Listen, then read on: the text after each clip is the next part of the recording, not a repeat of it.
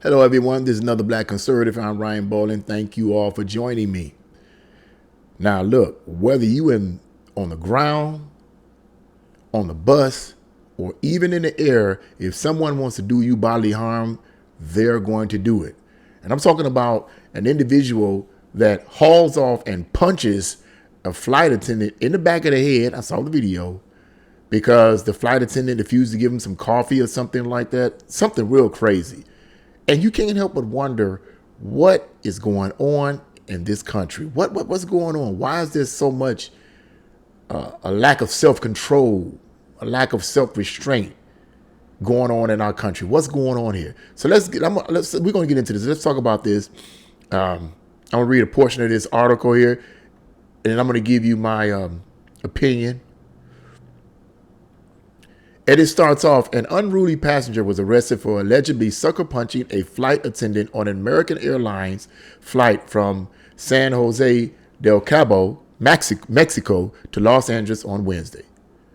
And I saw the video, literally. I literally saw the video. And as a matter of fact, you can go to the description box below and you can type in the title yourself and find that video on the article. And it'll show it's only like 33 seconds. So you don't get all the details, but you do see the actual assault. And it's crazy. Alexander Tung Soo Lee, 33, was arrested after the flight landed at LAX on suspicion of interfering with a flight. The FBI took over the investigation due to the incident occurring mid-air. The article continues. Video footage shared on social media by passengers shows a flight attendant standing in the aisle asking a passenger wearing an orange shirt, "Are you threatening me?" As the American Airlines worker walks away, that's the part I saw, the unruly passenger appeared to charge and sucker punch the attendant from behind. Audible gasps could be heard from those nearby. It's frightening. You can't go anywhere. Article goes on to say, before the incident, Lay was acting aggressively. I think it's called pronounced Lay. Lay was acting aggressively towards the flight attendant by grabbing his shoulder and demanding coffee, according to an arrest affidavit via CBS Los Angeles. The unruly passenger then walked to the front of the plane, where he lingered near the first class area and sat in an open seat. When a flight attendant asked the passenger to return to his seat, Lay allegedly refused and attempted to hit the worker but missed. He then subsequently assaulted the flight attendant as seen in the footage. After reportedly hitting the American Airlines worker, the unruly passenger walked to the front of the plane again, but was restrained by other passengers.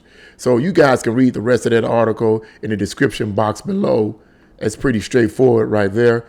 But this is another sad situation, another crazy situation. Oh, and by the way, let me say something real quick, because I know that this might be a subject coming up, and maybe perhaps the mainstream media may not cover this.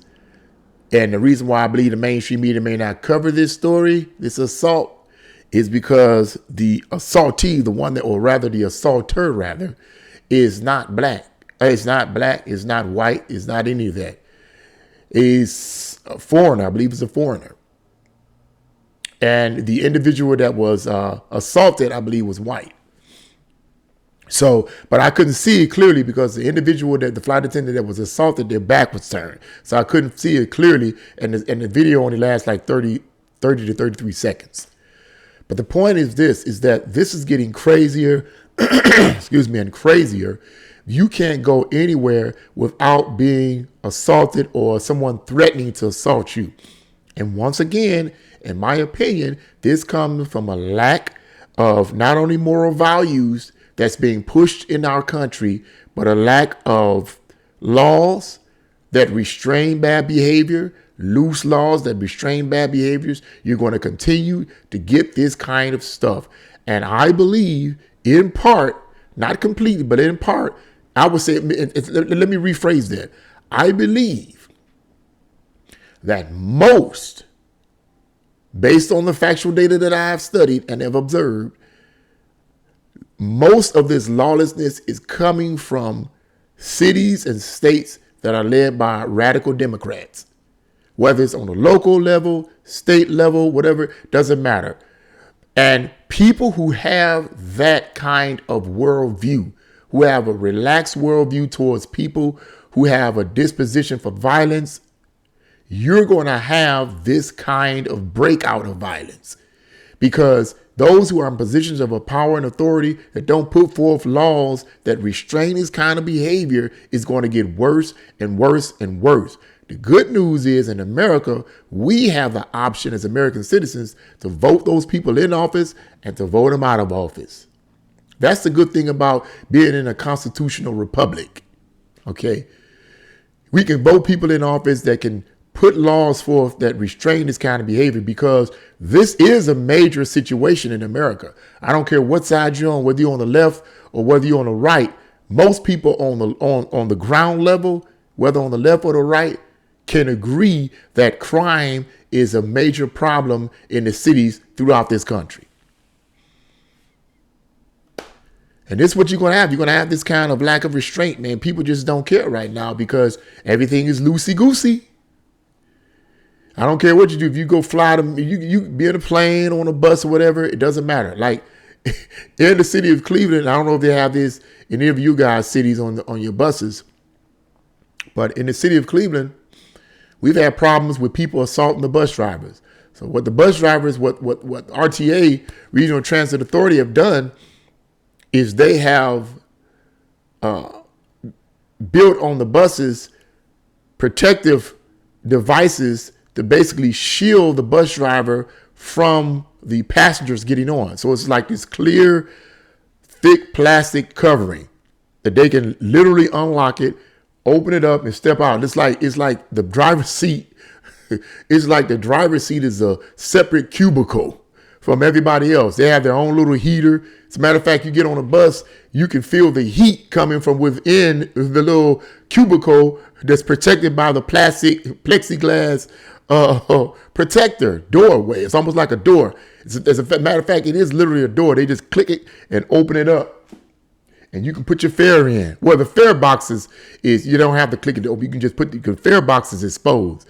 But if they want to get out of the seat, they have to literally open that thing up and step out.